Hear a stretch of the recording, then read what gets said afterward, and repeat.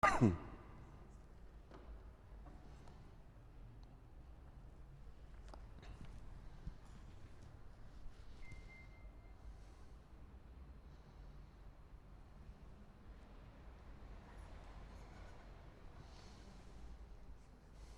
bien, comencemos con una oración. En el nombre del Padre, y del Hijo, y del Espíritu Santo. Amén. Dios te salve María, llena de gracia, el Señor es contigo. Bendita tú eres entre todas las mujeres, y bendito es el fruto de tu vientre, Jesús.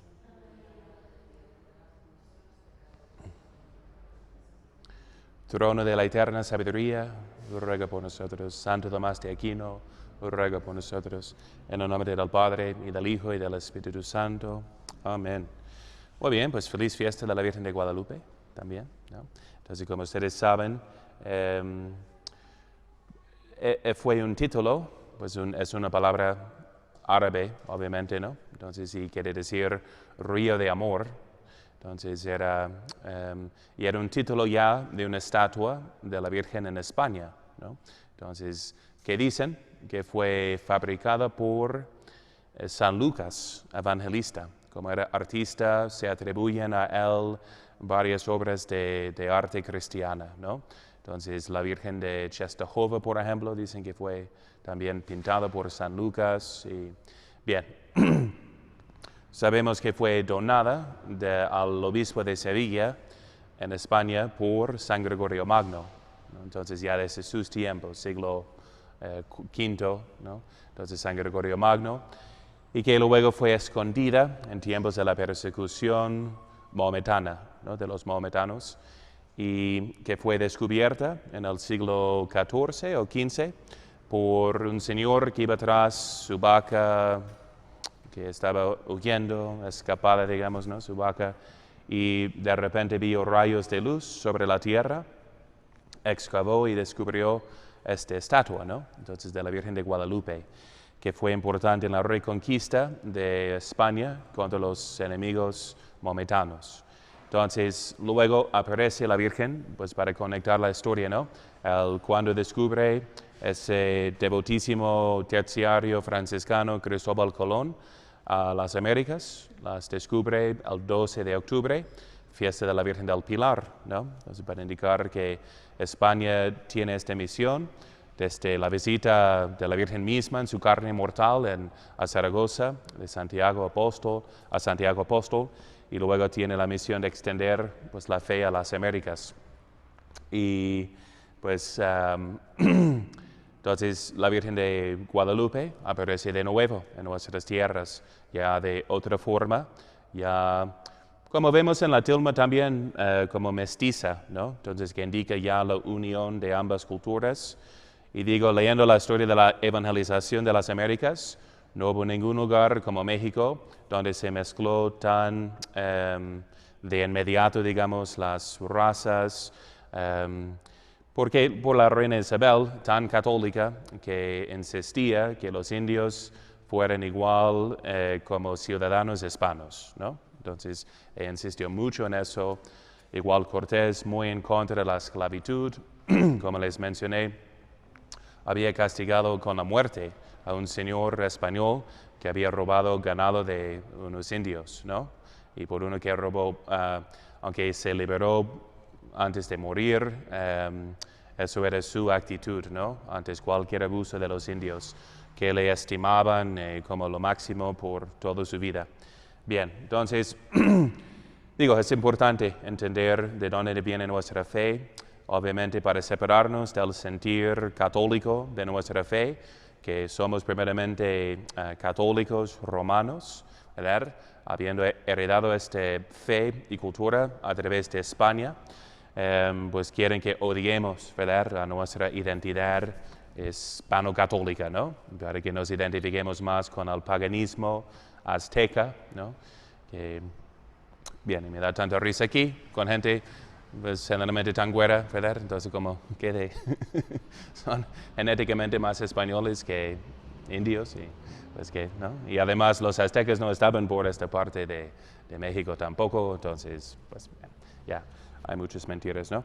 Bien, pero que sea nuestra gloria de siempre defender nuestra fe católica, porque comenta este padre Iraburu en la historia, los Hechos de los Apóstoles de América, que les recomiendo, pues ya casi en cada sermón, ¿no? Entonces, buenísimo escrito sobre la historia de la evangelización.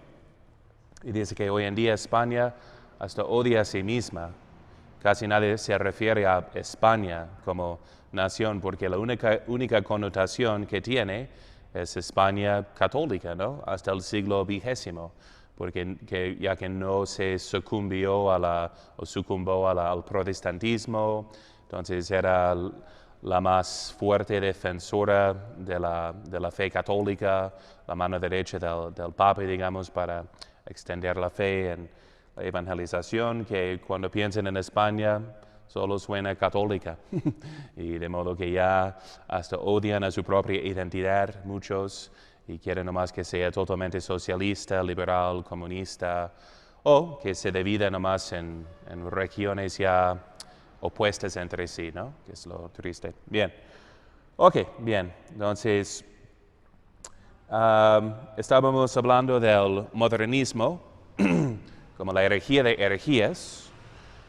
Y bueno, primero, ¿por qué se llama modernismo? Entonces, porque expresa lo que es el espíritu moderno.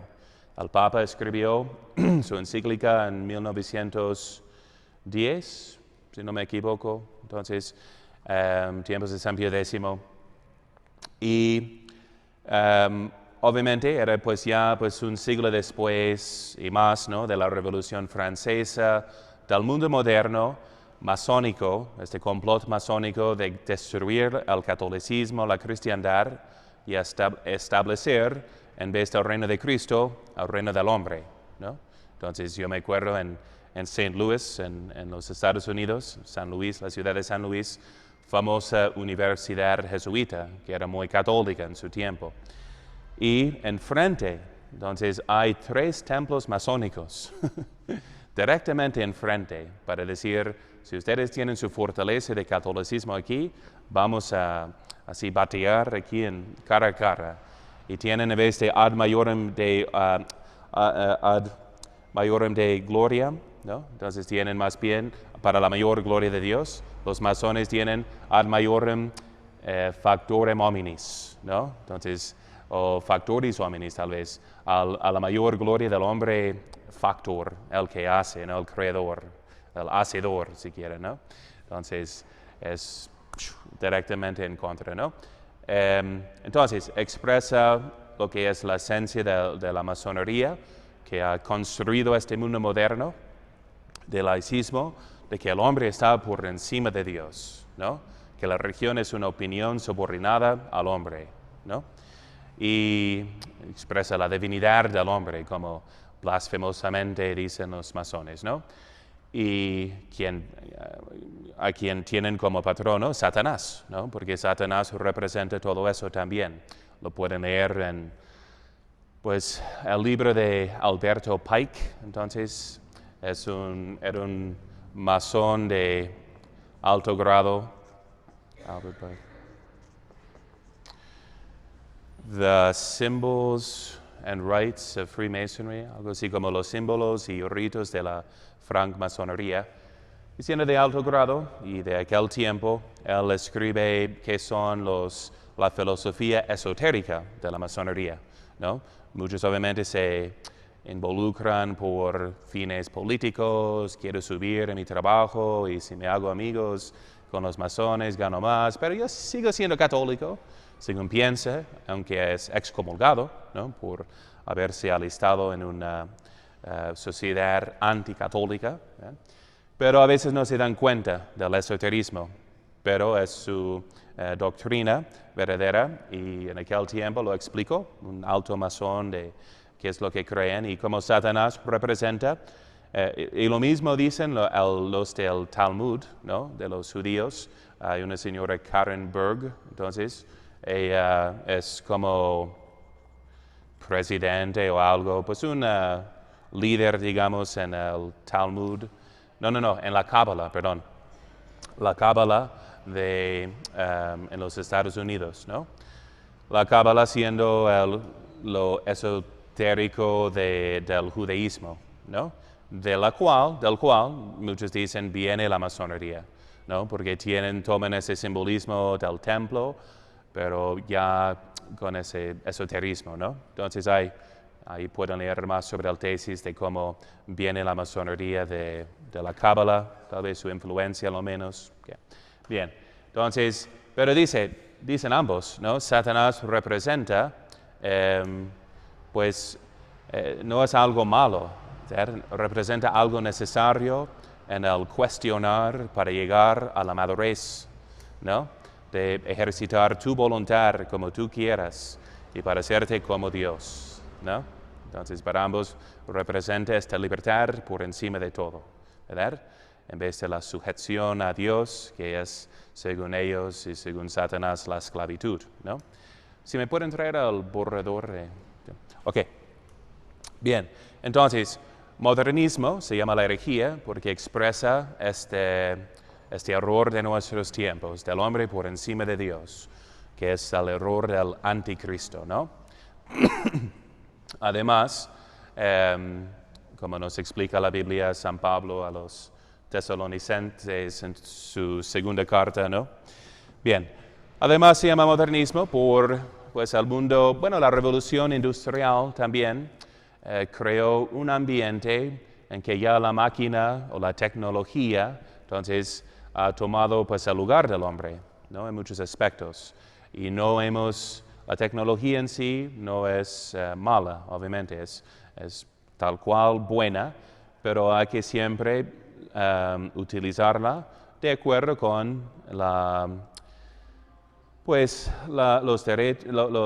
naturaleza humana, para que no nos hagamos esclavos de la tecnología, ¿verdad? Para que no... Y el ambiente que a veces que crea, es un ambiente en que estamos rodeados ahora por un mundo de máquinas que nosotros hemos hecho, ¿verdad? Entonces, siendo así, nos da la impresión, pues culturalmente, de que nosotros creamos la realidad. Porque ¿qué hay en mi mundo que no es inventado por el hombre? ¿No? Yo, si hace calor, pues pone el aire acondicionado, ¿no? Pongo el aire acondicionado. Si hace frío, pongo calor. Entonces, yo decido, yo creo, ¿verdad? Entonces, determino la realidad, ¿no? De modo que vemos que generalmente en las ciudades hay menos fe que en los campos, ¿no? Porque ahí es una vida más natural y teniendo más contacto con la naturaleza, conocen mejor, por analogía, al autor de la naturaleza. Entonces yo no, como ranchero, pues yo no puedo hacer que llueva, entonces voy a rezar que llueva, ¿no? Entonces depende más el campesino, digamos, de Dios, ¿no? Y está más, él no crea la naturaleza de las semillas ni del campo, ¿verdad? Tiene que actuar según la naturaleza, si quiere, pues el fruto de la tierra, por ejemplo, ¿no? Entonces tiene más sentido de la ley natural y por ende del autor de la ley natural de Dios. ¿Okay? Entonces creo que en esos dos sentidos se entiende por qué puso el nombre, el apelativo modernismo, ¿no? A esta herejía de herejías. Y por último, por qué se llama el resumen o síntesis de todas las herejías. ¿Qué quiere decir herejía? ¿Se acuerdan? Escoger, ¿no? Entonces yo escojo lo que yo quiero de tal doctrina. La regla soy yo. No es que me someto y someto mi intelecto a Dios, de modo que crea todo lo que me diga, punto, sin cuestionar, o sin dudar, porque podemos tener cuestiones después para seguir entendiendo y profundizando. Pero y como vimos en herejías distintas, ¿no? Pelagianismo. Aceptan a nuestro Señor como Dios, pero niegan que necesitemos la gracia para ser santos. La gracia como una ayuda interna. Los arrianos aceptan la Biblia, aceptan a Dios Padre, pero rechazan a Cristo como Dios. Rechazan el misterio de la Santísima Trinidad. Generalmente las herejías son así. De las más grandes era obviamente el protestantismo, porque Lutero negó muchos fundamentos al magisterio, a la sagrada tradición, a libros de la Biblia, a unos sacramentos, a unos dogmas. Entonces negó mucho, de modo que al concilio que respondió a Lutero, condenando sus errores, el concilio de Trento, fue de los más importantes, porque generalmente los dogmas se definen en contra de herejías. Y ese concilio de Trento definió los dogmas más fundamentales de nuestra fe, ¿verdad? Entonces, por eso es de los más importantes. Tiempos modernos, el Concilio Vaticano I, contra el racionalismo, todos los intentos de decir que ya la ciencia ha superado la fe, que ya no la necesitamos, que son puros cuentos, que Dios no existe. Todo ese espíritu ateo de nuestros tiempos también fue condenado por el primer Concilio Vaticano, ¿verdad? Que es muy poco estudiado y apreciado hoy en día, y qué mal porque esas herejías siguen vigentes.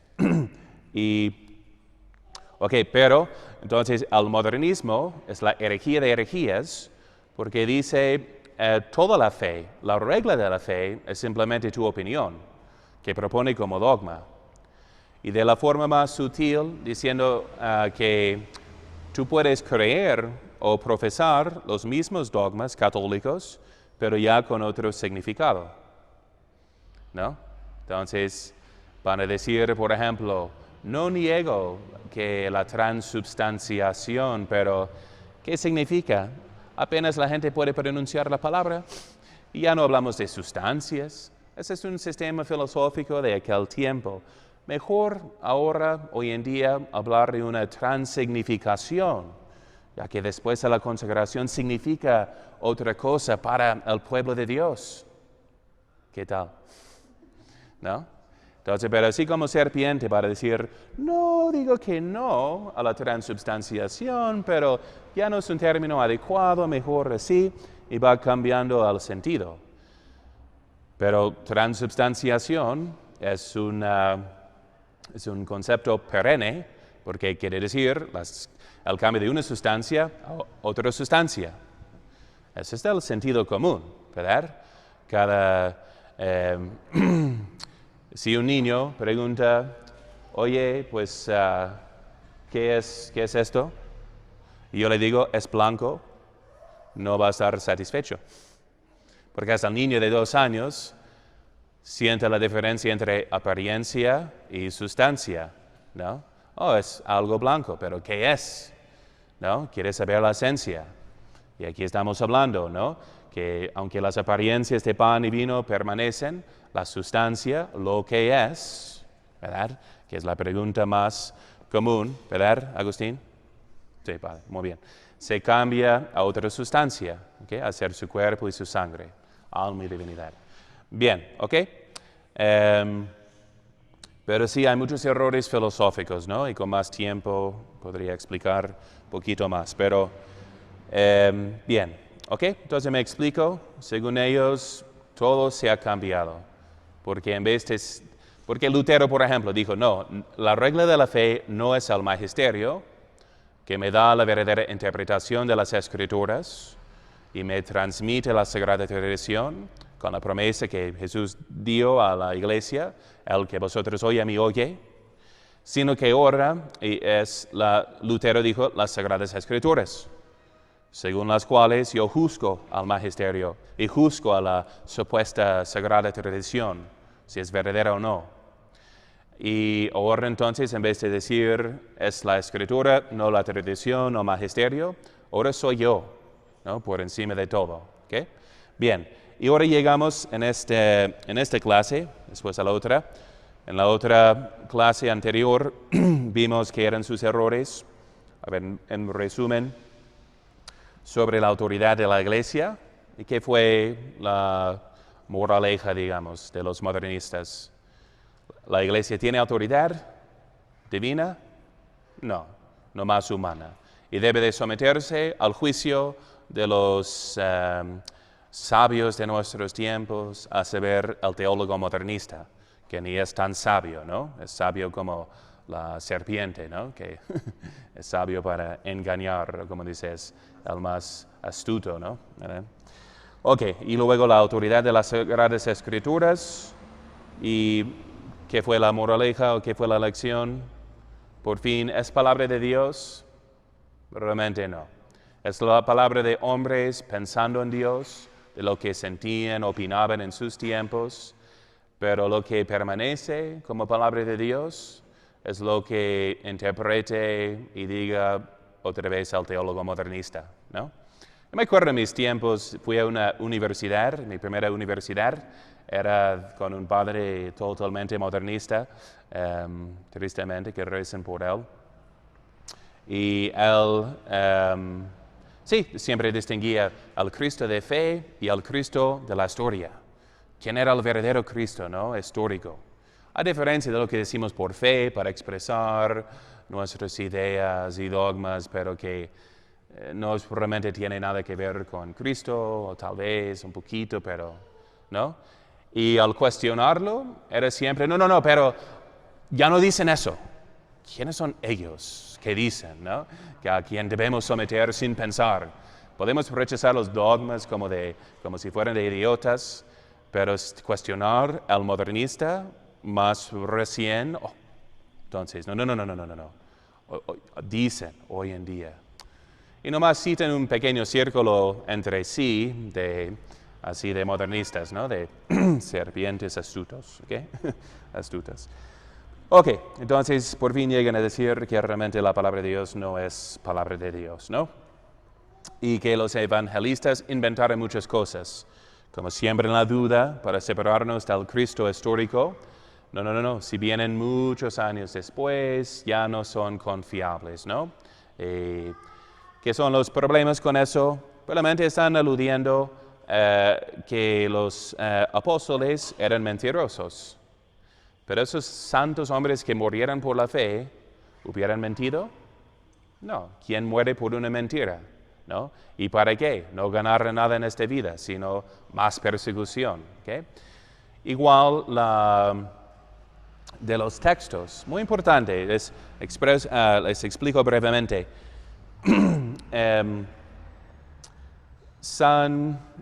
Creo que es Papiro de los padres de la iglesia, si no me equivoco, nos dice en el siglo II que el primer evangelio escrito fue San Mateo, ¿okay? Y luego San Marcos, Lucas, Juan. Así en el orden que viene en el evangelio, fue el orden cronológico de su escritura. ¿Okay? Entonces, San Mateo se escribió primero y dice en hebreo. Y hay otros testimonios entre los padres que dicen sí, así fue. Primero Mateo en hebreo. Y que luego se tradujo al griego. Tal vez por el mismo San Mateo, ¿okay? Que era muy culto y hubiera sabido ambos idiomas, ¿no? Bien, o con la ayuda de un intérprete, ¿no? Bien, entonces, porque se acuerda, ¿no? En aquel tiempo los judíos sabían mucho griego, de modo que tuvieron que traducir la Biblia al Antiguo Testamento al griego, porque no entendían el hebreo, ¿no? La Septuaginta.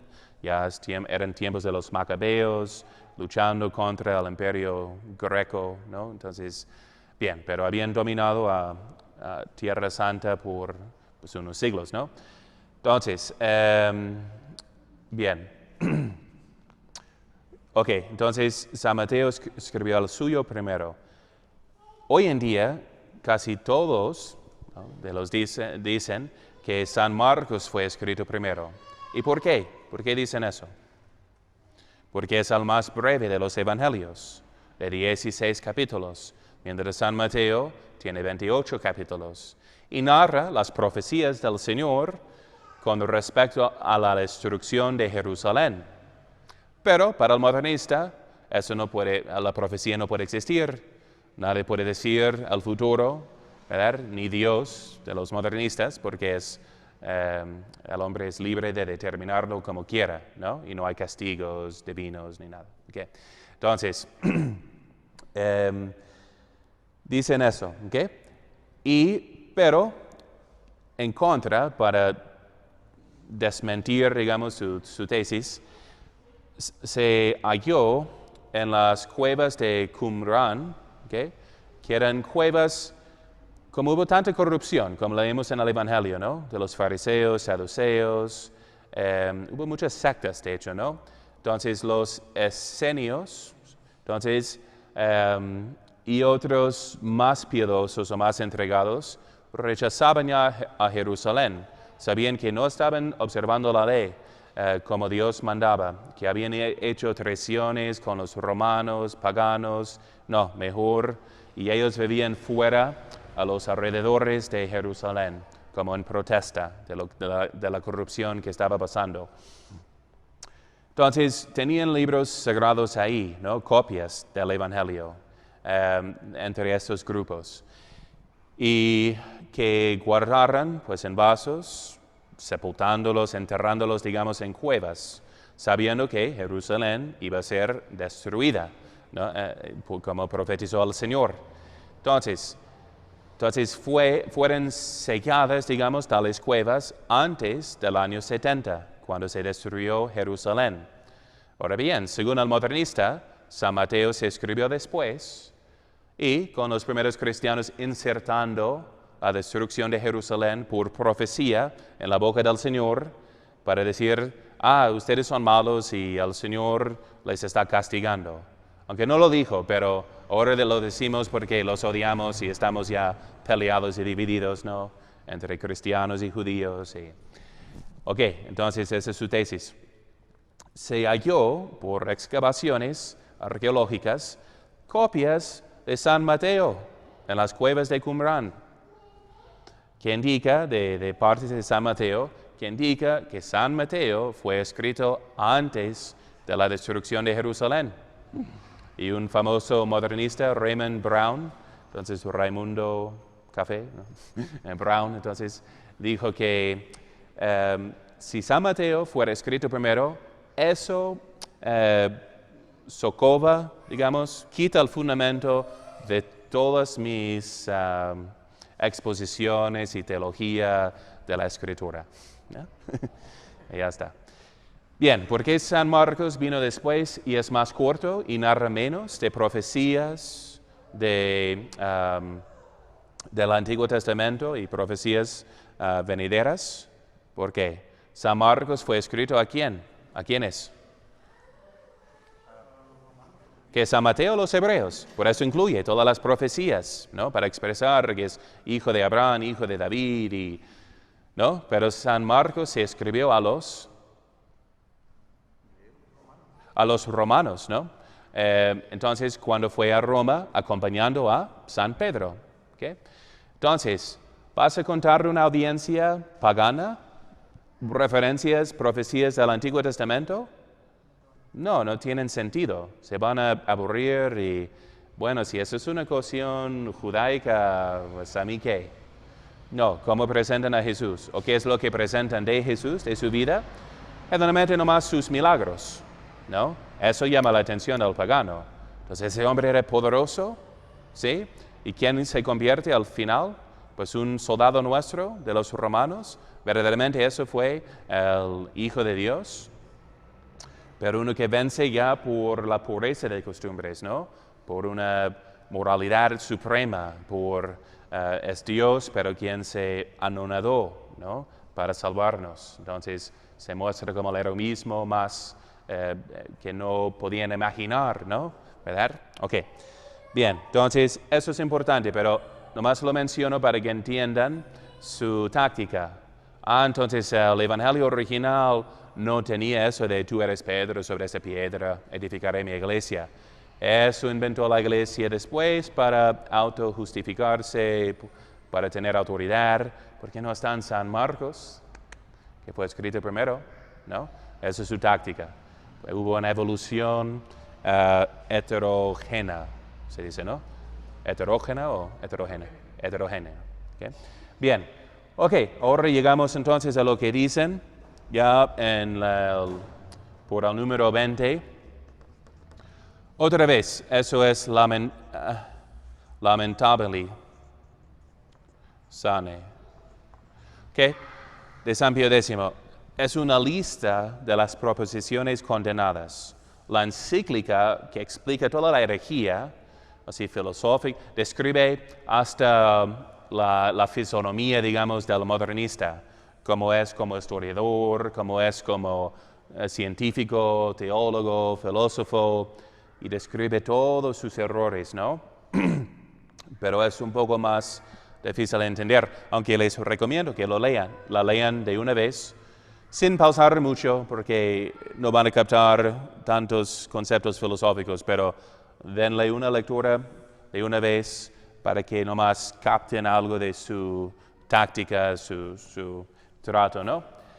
Pero este documento que vino después es un poco más práctico porque narra las proposiciones concretas, ¿no? ¿Verdad? De que eran sus errores.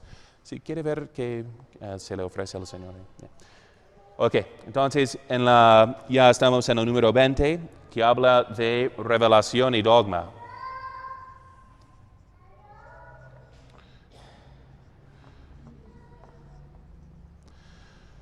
De las categorías más importantes, porque aquí expresa pues, al modernista realmente la esencia de su herejía. Dice, en número 20, la revelación no ha podido ser otra cosa más que la conciencia que el hombre adquiere de su relación con Dios. ¿Okay? ¿Qué es la revelación según la fe cristiana? Dios habla a los hombres. Más sencillo, ¿no? Este concepto, ¿no? Dios habla a los hombres, porque Él es Dios, ¿verdad? Como que pueden decir que no puede hablar a los hombres, ¿verdad? Si Él es Dios que hizo al hombre. ¿Cómo podemos saber que está hablando? Milagros y profecías que indican que Él está actuando, así acompañado por una doctrina, ¿no? Ok. Entonces, según el modernista, es más lo que yo siento de Dios. Dios no se revela tal cual, nomás por una experiencia que yo tuve con Cristo. Yo siento que es como un profeta, ¿ok? Eso voy a expresar en parábolas, ¿ok?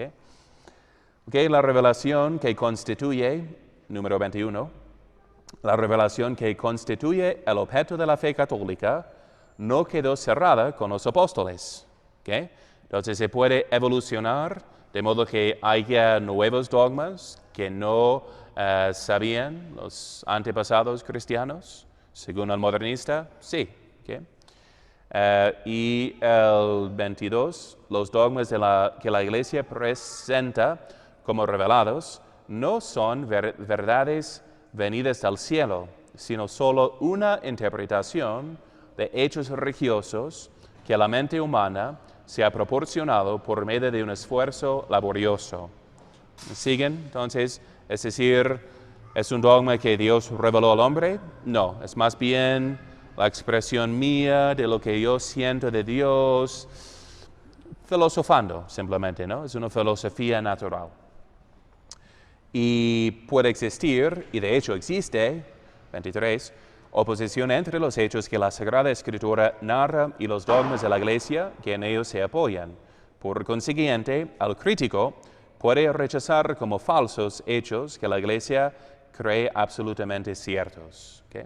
Vamos a quitar los fundamentos, digamos, los cimientos de la fe, negando la historicidad de la Sagrada Escritura, ¿verdad? Y de los dogmas. Ok, aquí lo menciono para que entiendan otra vez su táctica, 24. No hay por qué condenar al exégeta que sienta unas premisas de las cuales se sigue que los dogmas son históricamente falsos o dudosos, con tal de que directamente no niegue directamente esos dogmas. ¿Okay?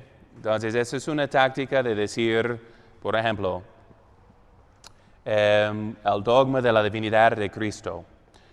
Bueno, no lo niego técnicamente, pero nomás pregunto, ¿cuándo empezaron a creer que Cristo era Dios? Parece que ya viene unos siglos después, en el contexto ya del mundo griego, ¿verdad? Helenista, que tenía sus ideas filosóficas, pero ya distanciado, digamos, del ambiente hebreo, según el cual hay un solo Dios, no puede ser una trinidad de personas. Entonces, no lo niego que es un dogma cristiano, pero realmente es de tiempos apostólicos. ¿A poco no se inventó después, históricamente hablando? No.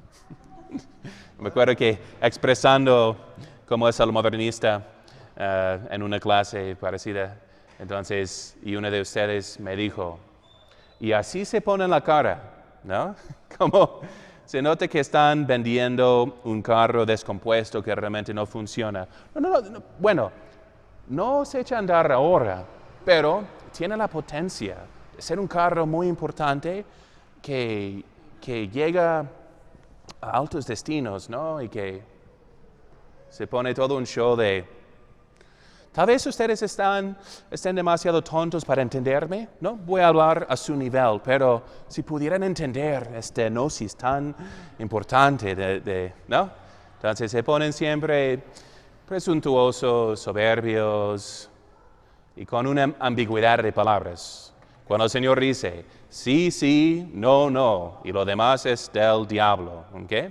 Entonces, la fe siempre se expresa de esa forma concreta y precisa, ¿no? Eso es en el caso, por ejemplo, cuando una persona pretende desorientar a otra, no en un caso personal en el que usted nos decía que se puede llegar a cuestionar o a dudar cosas, pero Sí. con el afán de investigar para fortalecer la misma fe.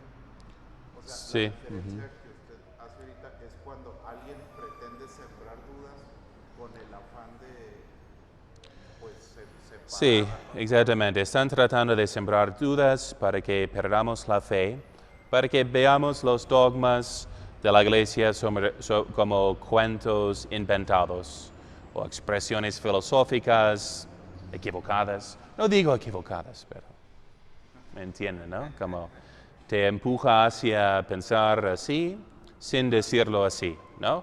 Esa es su táctica, ¿ok? Bien. Entonces, bueno, por analogía, chismes de una mujer envidiosa que quiere sembrar división y, ¿no? Entonces, tu marido habla mucho con otras mujeres, ¿no? No digo que ande con ellas, pero me llama la atención, ¿no? Que así están sonrientes. ¿Es de costumbre besar a todos de saludo? Bueno, ahí lo dejo. Entonces, no digo que sí. Ok. Entonces, bien, ¿ok? Analogías más mexicanas, ¿ok? Las telenovelas, ¿ok? Bien,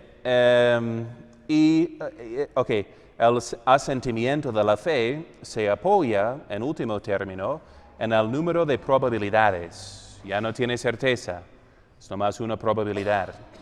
Y los dogmas de la fe se han de admitir solamente según su sentido práctico, es decir, como normas preceptivas de conducta, no como normas de lo que hay que creer, ¿okay? Porque todo lo que es de creencia carece de certidumbre, ¿no? Y es nomás una norma práctica. Bueno, y luego van cambiando las normas prácticas que nacen del creer, ¿no? Entonces, como tal vez en el principio van a decir, nomás nos hincamos ante Jesús sacramentado. Bueno, si lo es Él o en qué sentido es Él, pues seguimos investigando, pensando, reflexionando, ¿no? Pero como norma práctica actuamos como si fuera Dios, ¿no? Y luego, entonces, establecida su herejía, que niega que es Dios, así, sacramentado.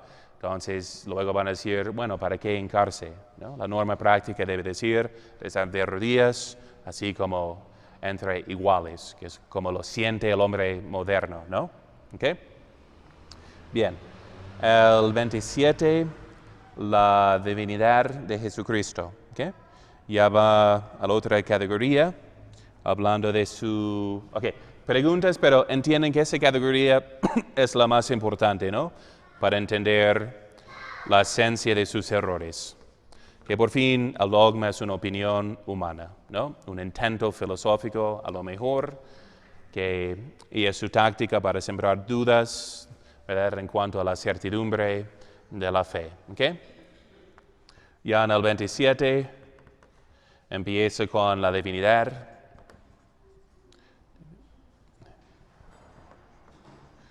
De Cristo. ¿Okay?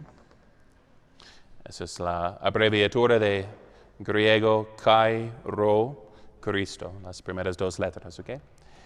Bien. Entonces, ¿qué van a decir en breve?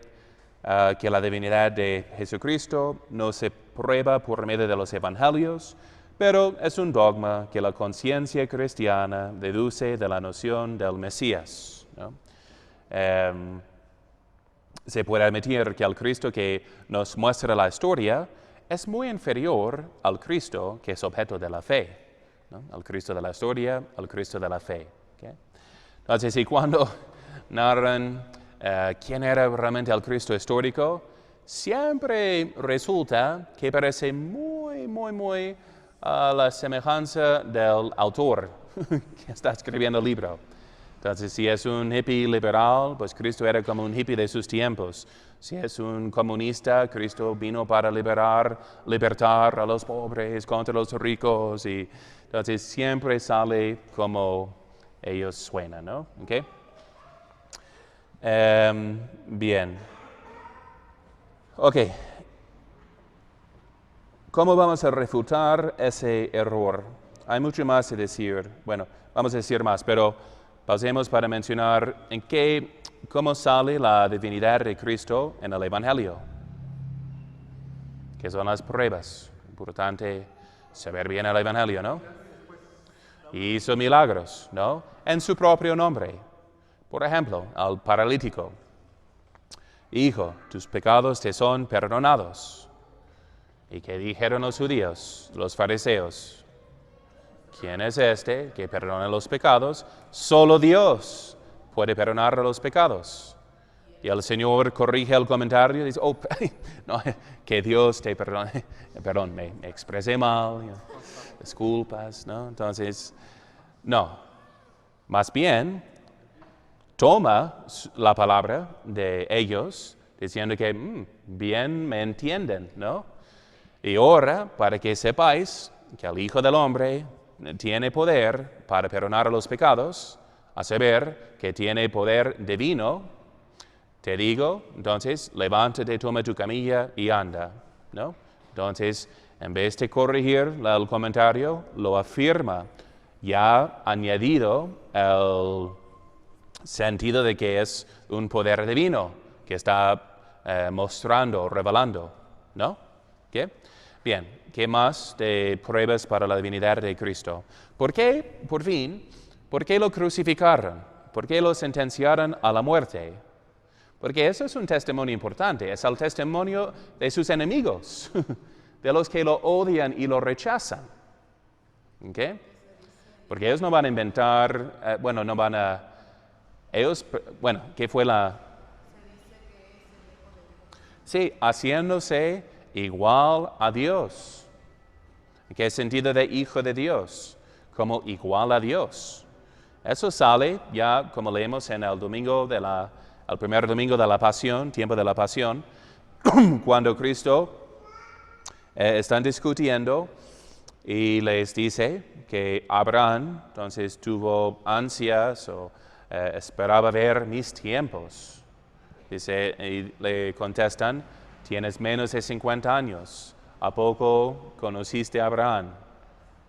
Y dice, antes de que Abraham existía, yo soy, ego sum, yo existía, pero es ego sum en latín que suena como nombre divino, ¿no? De yo soy quien soy, como dijo el Señor a Moisés. Entonces, lo dice así, ¿no? Llega a su culmen la tensión y odio, diciendo que el Señor dice, por fin ustedes son hijos del diablo por rechazarme y como rechazaron a los profetas y no. Entonces, y luego le acusan de blasfemia, diciendo que porque tú siendo hombre te has hecho igual a Dios, ¿no? Por eso toman piedras para lanzárselas. Entonces, acusándole de blasfemia. Lo entendieron bien. que se presenta como igual a Dios, ¿verdad? Que dice en otras palabras, en otros momentos, como cuáles. ¿Qué otras frases con referencia a la divinidad de Cristo?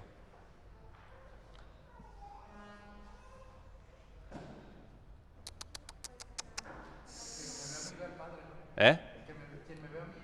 Quien me ve, ve al Padre, ¿ok? ¿Qué más? Yo y el Padre somos uno, ¿ok? Somos una sola cosa. ¿Qué más? Bueno, todos sus preceptos de creer en Él. Si no es igual Dios, ningún profeta insistió en creer en sí mismo, ¿no? A la gente. Era siempre de creer en la doctrina que Dios está revelando. Pero yo soy el camino, la verdad y la vida. ¿A poco no son atributos divinos? Es decir, yo soy la verdad y la vida, ¿no? Como les mencioné, imagínense si yo les dijera en la plática, yo, Jonathan Romanowski, yo soy la verdad. Ven y sígueme. Dame todas tus posesiones. ¿Tienes tu bolsa? Bueno, entonces sígueme porque yo soy el único camino. Nadie viene al Padre sino por mí. No van a salir diciendo que, bueno, qué simpático el padre Romo, ¿no? No, van a llamar a la policía y a mi superior, y hágalo, está loco, y no, ¿verdad?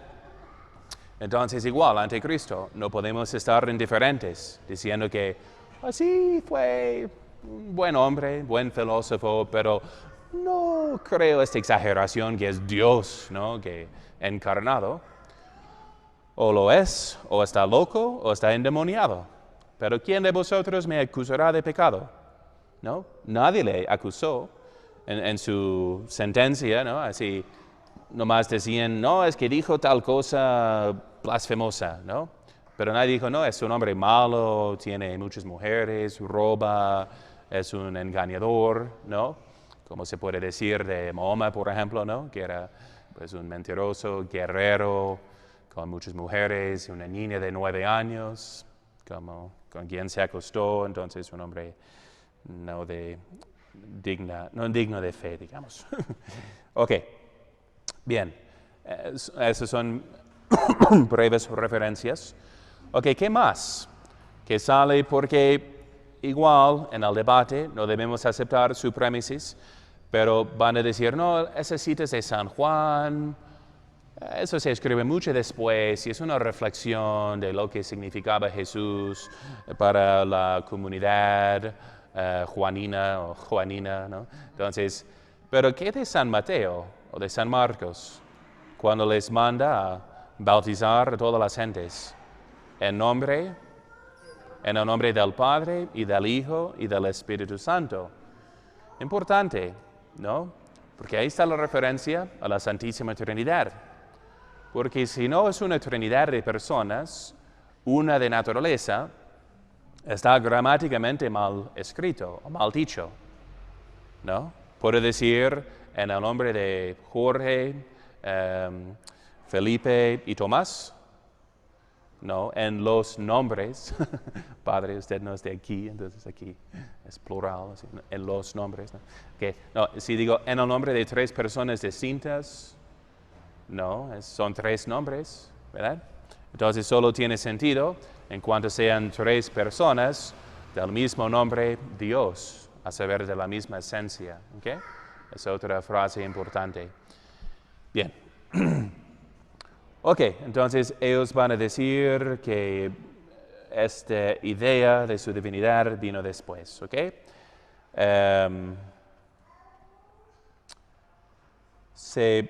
Bueno, y como no conocen el Evangelio, o lo que desprueba su tesis, simplemente van a negar como algo histórico, porque no concuerdas con su tesis. Eso es. ¿Bien? Entonces no se sientan intimidados, ¿no? Por los modernistas, porque más bien hay que voltear la mesa, digamos, diciendo que, bueno, prueba tu tesis primero, ¿ok?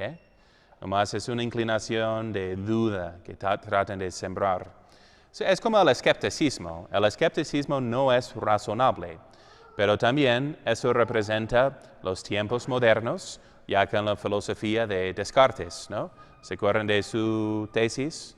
Algo de Descartes, ¿qué dijo? Pienso, luego existo. ¿Ok? ¿Por qué no sabía que existía? Porque negaba, ponía en duda todo lo que viene por los sentidos. ¿Ok? Diciendo que existo, pues tal vez pues veo las cosas que existen, pero tal vez es un sueño, ¿no? He soñado y a veces en el sueño pienso que cosas existen, pero eso puede ser un sueño, ¿no? O como, por ejemplo, ¿es flexible al marcador o es firme? ¿Puedes confiar en tus sentidos? Claro que no. Ok, pero está mal porque todos distinguimos entre un sueño y la realidad. Por eso llamamos a sueños sueños, ¿verdad? Porque no sé de los suyos, pero los míos siempre son locos, ¿no? Como no tienen sentido y de repente me despierto, ¿no? Y se termina, ¿verdad? Y no estoy consciente como estoy consciente cuando estoy despierto, ¿ok? Todos distinguimos, según los sentidos, lo que es una ilusión y lo que es realidad. Bueno, y si es flexible, ¿ok? Se ve. Entonces, pero luego si lo tocamos, nos damos cuenta que no. Era una ilusión óptica a los ojos. Por los sentidos, confirmamos y distinguimos entre ilusiones y la verdad. Entonces, contra el escéptico que dice, pero ¿cómo sabes que sabes? ¿Cómo sabes que existe? Sí, ¿no? Entonces, más bien, no, es evidente. ¿Cómo vas a refutarlo? Más bien, ¿ok? Entonces tienes que probar que no exista. Porque lo que hacen es aplican una certidumbre, o buscan una certeza matemática, abstracta, para la realidad concreta. Pero no es así, porque no tengo que existir. La banca no tiene que ser de morado, ¿no? De café, digamos, ¿no? Entonces no tiene que ser de tal color, ¿ok? Puede ser de otro color. Entonces, por eso puedo dudar que realmente sí es café, pero no puedo dudar si 2 y 2 son 4, ¿no? ¿Okay? Pero porque esa es una idea. ¿Bien? Okay. Bueno, ahí vamos a las autores filosóficas. Pero digo, hagan que ellos comprueben su tesis. De empezar con duda no es razonable. Y nadie actúa así. Entonces, decía Aristóteles, ¿no? Si alguien duda de la existencia de materia, si existe o no, si dudan de los primeros principios, entonces, en vez de ser refutado por argumentos, debe de ser más bien castigado con golpes, ¿no? En una tesis uno intentó defender eso de que el escepticismo de los sentidos y los profesores ahí examinándolo y uno le lanzó su sombrero. Entonces, ¿por qué brincaste? ¿Tú crees que existe mi sombrero? ¿Existe sí o no? No, entonces si te voy golpeando, boom, boom, boom, ¿existe mi mano? ¿Sí? ¿Qué tal? Ok. Entonces es que hay un dicho filosófico, freely asserted, freely denied. Entonces, si lo afirman sin prueba, lo podemos negar sin prueba de refutación, porque no está establecido. ¿Okay? Digo, generalmente en las discusiones o argumentos hay que pensar en el contexto de su pregunta. ¿Es una pregunta bien hecha o no? Entonces, por ejemplo, ¿has dejado de golpear a tu mujer? ¿Sí o no? ¿Sí o no? No. No, entonces sigues golpeándola. Y si me dijeras, entonces, ¿has dejado de golpear a tu mujer? ¿Qué, perdón? ¿Has dejado de golpear a tu mujer? Si ahora dices sí, entonces la golpeabas. Entonces, pero ¿cómo responde? La pregunta está mal hecha. ¿Sí o no? No es sí o no es. Tu pregunta supone algo que no es cierto. ¿Okay? Bien. Bien, ¿ok? ¿Qué dicen? El nombre Hijo de Dios es equivalente solo al nombre de Mesías. ¿verdad? pero no significa que es hijo verdadero y natural de Dios, pero es como lo entendían los primeros cristianos, ¿no? Como vemos en San Juan, como presenta a Cristo como hijo de Dios, eternamente engendrado, ¿no? En su seno. En el principio estaba el Verbo, y el Verbo estaba con Dios, y el Verbo era Dios. Con y es. Ese es el misterio de la Santísima Trinidad, ¿ok? La referencia en San Mateo, ¿no? En el nombre del Padre, y del Hijo, y del Espíritu Santo. Ok, bien. Otro error, ¿ok?, que meten aquí muy común hoy en día, es decir, que la doctrina, el sentido natural de los textos evangélicos no puede compaginarse con lo que nuestros teólogos enseñan acerca de la conciencia de Jesucristo y de su ciencia infalible. ¿Qué más van a negar? Si no es puramente Dios, tampoco es infalible y omnisciente, que sabe todo, ¿no? Entonces, ¿y qué a cuáles textos van a hacer referencia? Igual como los testigos de Jehová, que son arrianos, que niegan la divinidad de nuestro Señor también, van a decir, por ejemplo, nadie sabía, ni el Hijo del Hombre sabe el día ni la hora del día final. Entonces, San Gregorio Magno ya en sus tiempos dice, no es porque no lo sabe por naturaleza divina, sino porque no es para ser revelado por él aquí en la tierra, ¿no? En cuanto a su misión de Hijo del Hombre, de salvar a los hombres, entonces no lo va a revelar, ¿okay? Por eso dice que no lo sabe. Como si ustedes me preguntan a mí, entonces si me preguntas, oye, Padre, ¿sabe lo que confesó mi esposa en el confesionario? Padre, le invito a un tequila, ¿no? Le doy dinero, si me dice nomás sí o no. Entonces yo puedo jurar ante un juez, diciendo que yo no sé lo que me ha confesado en el confesionario. Y no es mentira, porque no lo conozco como hombre. De modo que te lo puedo contar. Tú me preguntas como hombre, yo te contesto como hombre. Eso solo sé en el lugar, el puesto de Dios, al cual nadie tiene derecho de entrar y ni saber. Por eso el patrono de los confesores, San Juan Nepomuceno, ¿verdad?, que aparece por encima de los confesionarios a veces con su lengua en su mano. ¿Quién era? Pues un mártir, porque el rey de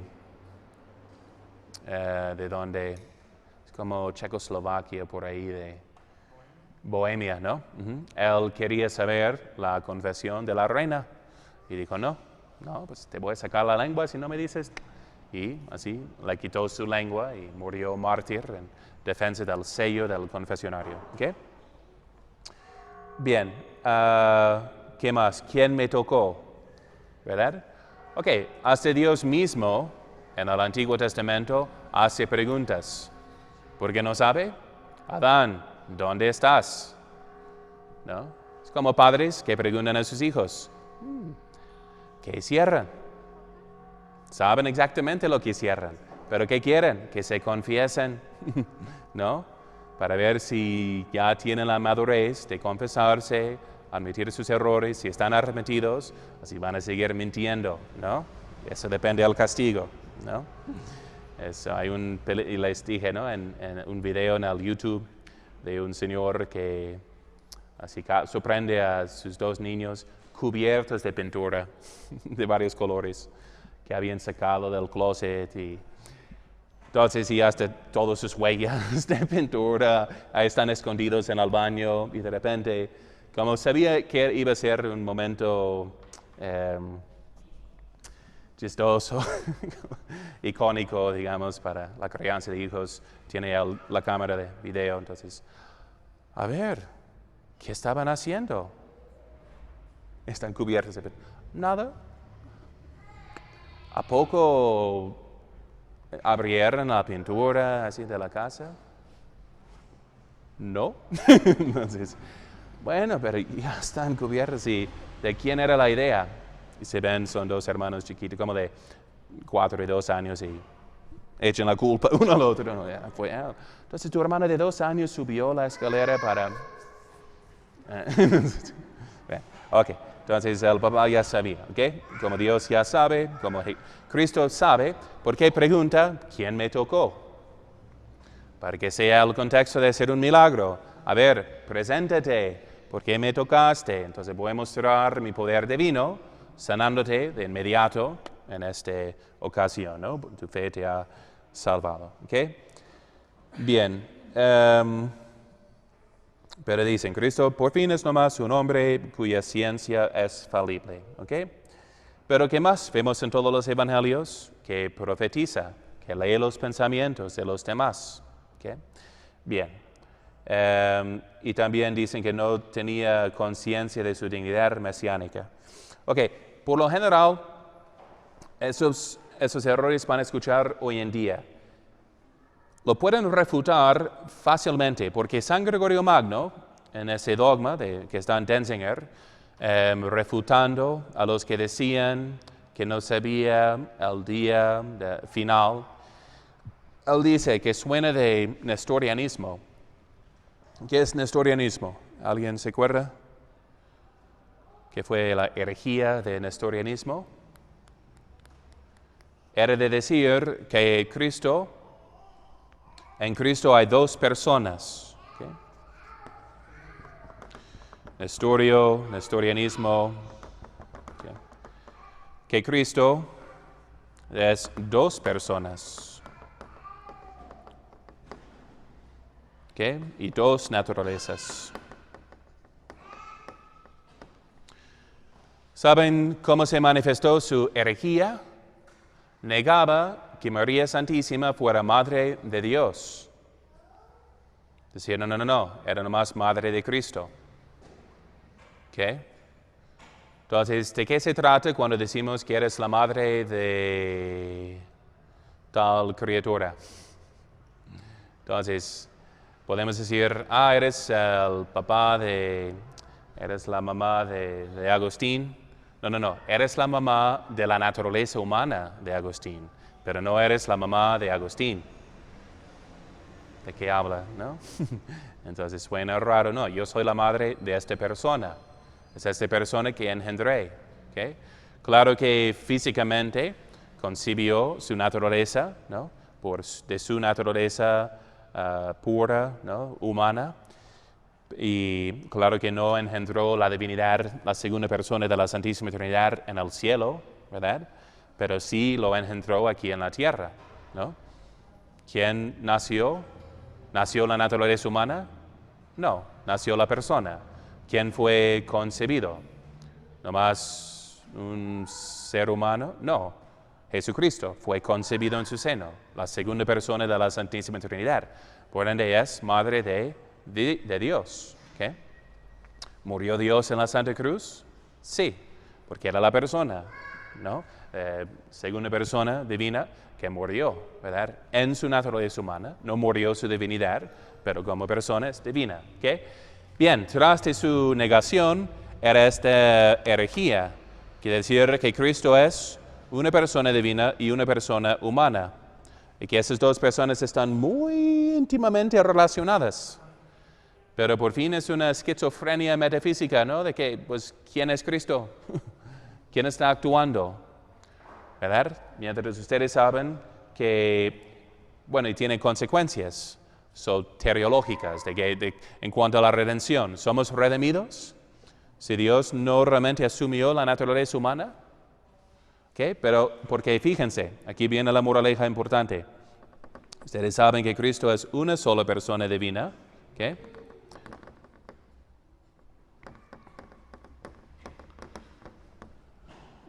¿Okay?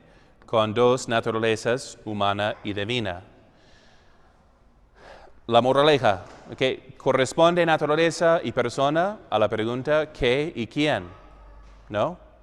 Entonces, nadie va a preguntar ¿qué es eso?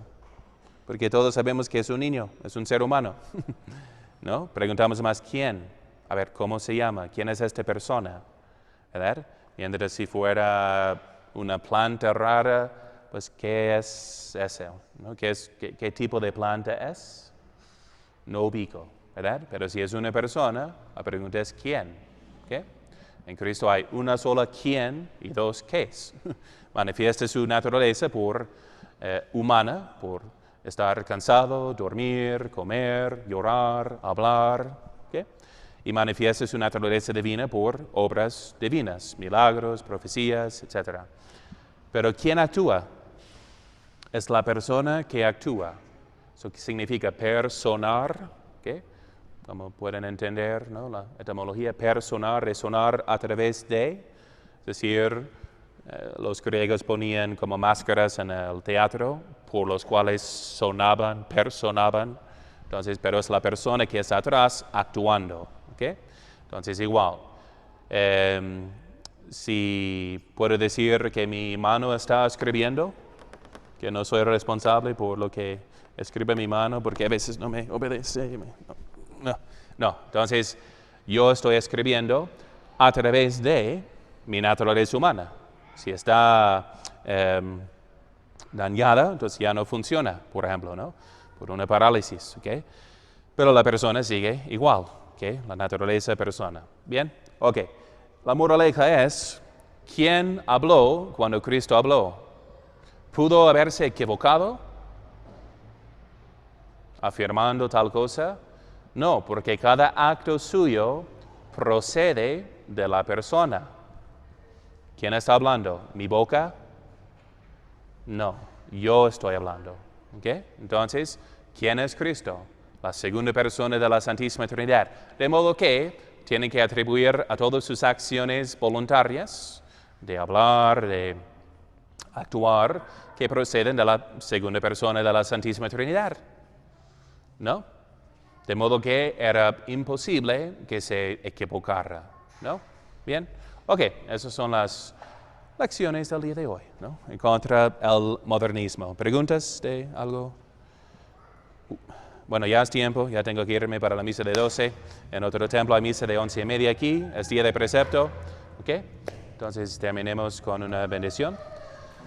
Benedictionem Beata Maria, Semper Virginis, Sancti Joseph, Sancti Petri, Sancti Paulis, Sancti Jacobi, Sancti Ioannis Didaci, et omnium sanctorum, benedictionem omnipotentis, Patris et Filii et Spiritus Sancti, descendat super vos, et semper. Amen.